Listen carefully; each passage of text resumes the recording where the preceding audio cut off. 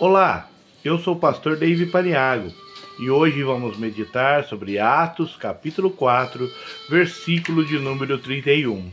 O versículo nos diz assim: E tendo orado, moveu-se o lugar em que estavam reunidos, e todos foram cheios do Espírito Santo, e anunciavam com ousadia a palavra de Deus. Mais uma vez, e tendo orado, moveu-se o lugar em que estavam reunidos, e todos foram cheios do Espírito Santo, e anunciavam com ousadia a palavra de Deus. Primeira parte do versículo: e tendo orado, moveu-se o lugar em que estavam assentados. A resposta da oração da igreja veio tão rápida como o trovão depois de um raio. Enquanto oravam, recebiam conforme as suas petições. Primeiro, um tremor de terra moveu-se o lugar em que estavam reunidos. Este era um dos sinais que indicavam uma teofania no Antigo Testamento, como em Êxodo 19, 18.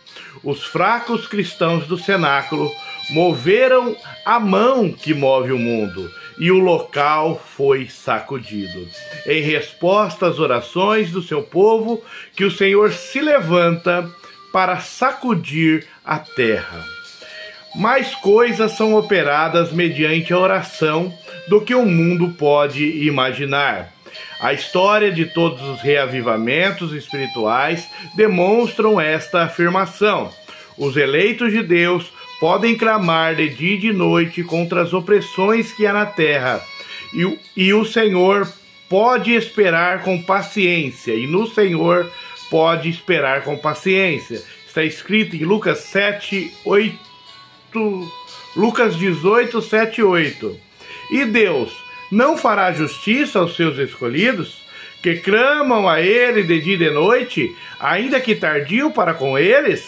Digo-vos que, depressa, lhes fará justiça. Em breve chegará a hora em que as orações de todos os santos terão a sua resposta. Então todos os poderes do maligno deste mundo serão sacudidos.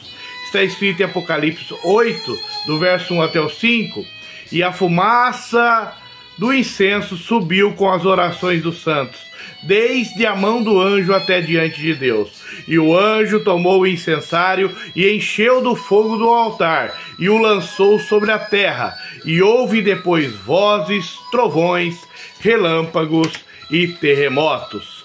Segunda parte do versículo: e todos foram cheios do Espírito Santo. Após o tremor da terra, houve possivelmente um tremor de línguas. Todos foram cheios do Espírito Santo. Apesar de não estar escrito que eles falaram em línguas, podemos supor, pela observação do historiador Lucas, quando narra pessoas cheias do Espírito Santo, sempre associa com a manifestação de línguas estranhas ou de outras línguas. Entendendo que a igreja primitiva era portadora do Espírito Santo e de boas obras, a citação ao preenchimento do Espírito Santo se manifestava com a evidência de falar em outras línguas. Só assim faz sentido o que observou Simão Mago quando quis comprar o dom do Espírito com dinheiro. Diz assim o versículo em Atos 8, 18, 19. E Simão, vendo que pela imposição de mãos dos apóstolos era dado o Espírito Santo, lhes ofereceu dinheiro, dizendo-me: dá-me também a mim esse poder, para que aquele que sobre quem eu puser as mãos receba o Espírito Santo. Essa observação de Simão só tem sentido se algo visível aconteceu, no caso audível, o dom de línguas. E a terceira e última parte do versículo: e anunciavam com ousadia a palavra de Deus. Quais foram as emoções dos discípulos? Conjectura mais firma: eles não tinham medo, senão pediriam proteção. Eles não tinham ódio, por isso não pediram vingança contra os inimigos.